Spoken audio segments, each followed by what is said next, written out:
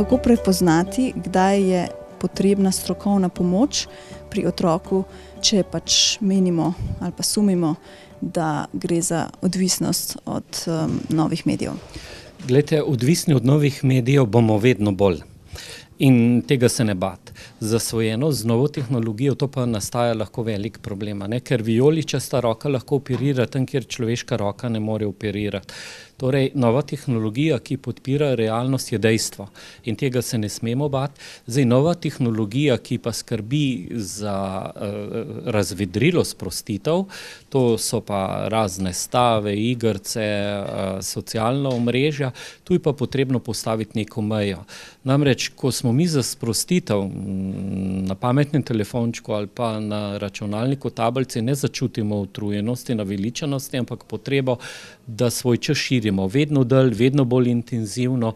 In seveda, ko mi pri svojem otroku prepoznamo, ali pa tudi pri svojem partnerki prepoznamo, da je začel opuščati stvari, ki jih je prej rad počel, da se dejansko ne more več skoncentrirati, da je noč postala dan, da postane mogoče celo agresiven, če zahtevamo, da vsakdanje obveznosti od hrane, higiene opravlja, vzroji.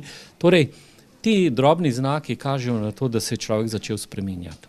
Poglejte, preventiva je pa v tem, da se postavi prostorska in časovna omejitev. Neka nona mi je rekla, glejte, imam 8-mesečno vnukinjo in ko pustimo televizijski daljinec na tleh, kjer ona kobaca, ne, fokus njenih oči je v tistem televizijskem daljincu.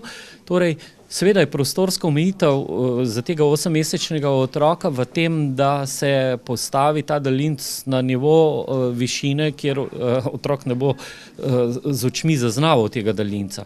Potem vsekakor se je treba izogibati elektronskih igračk, namreč ko naši otroci pritisnijo na gumb in zakikirika petelin ali pa zamuka krava ali pa zariga osliček, tu noč so intenzivne barve in zvoki in počasi, če otrok uro, 2, 3 na dan, 4 preživi z elektronskimi igračami, se možgani navadijo, adaptirajo na to intenzivnost in otrok, ko gre v naravo, te intenzivnosti tam ni, mu narava postane dolgčas, ga ne more več oblikovati, bo postane siva cona in bo iz narave bežal domov za ta ekranček, kjer se bo lahko pomiril na tej intenzivnosti.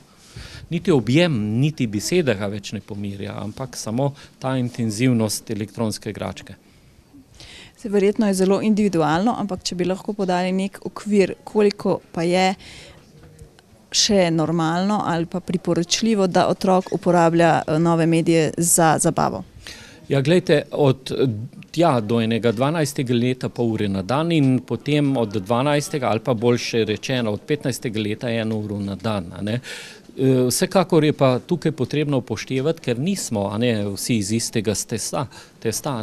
Nekdo, ki je 4-5 ur, ne vem, fizično aktiven, cepi drva, ga zanimajo stvari, je radoveden, kakšno ušpiči kot mladostnik, kot najstnik, tisti, če je po urco 2 na dan, njemu to ne predstavlja grožnje. Imam pa primer fanta, ki je samo 2 uri na dan na igricah, ampak potem, ko preneha, izsili televizijo in tam preživi 5-6 ur na televiziji in nič ga ne zanima. Popolnoma nobena stvar ga ne nagovarja in seveda on pa je rizičen, zato ker fokus je ekran, fokus je to, kar se dogaja na televiziji in to mu zadošča.